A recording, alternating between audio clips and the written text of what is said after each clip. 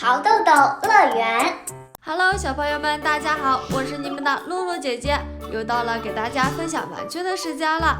今天金古桥穿越到20年前，想当森林大王，让我们来看一下他到底能不能当成吧。奥特森林里有3只怪兽，雷德王、哥莫拉还有金古桥。最厉害的是雷德王，他具有天生的神力。第二个是哥莫拉，最后一个才是又高又瘦的金古桥。我最厉害，我先吃。饱了，走了。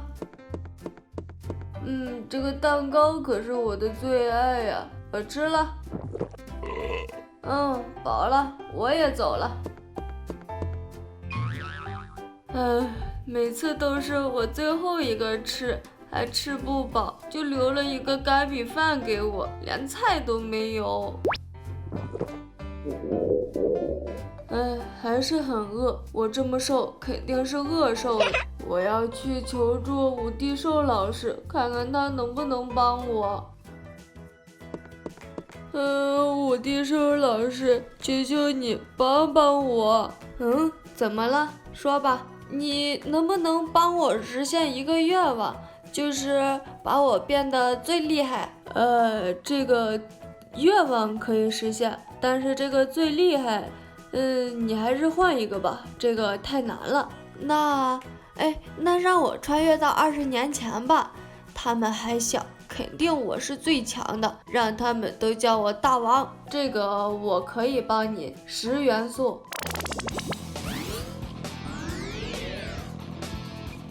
真的穿越到了20年前，那些不都是小雷德王还有小哥莫拉小时候吗？怎么还有一个我自己呢？嘿嘿，在这里我肯定是最强大的，他们都不是我的对手，我要让他们都叫我大王。嘿，小不点儿们，看看我是谁，我比你们都强大，你们都要叫我大王。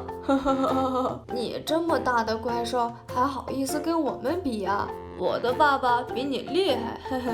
虽然你比我们厉害，但是依你这个体型，我爸爸也比你厉害，这句话说的也没错。当年我父亲是比我厉害，但是我确实是比你们强，你们都要叫我大王，要不然就揍你们啊！服了吧，哈哈哈哈！爸爸，有人欺负我们。是谁欺负我们的儿子？他们来了，不行，溜了。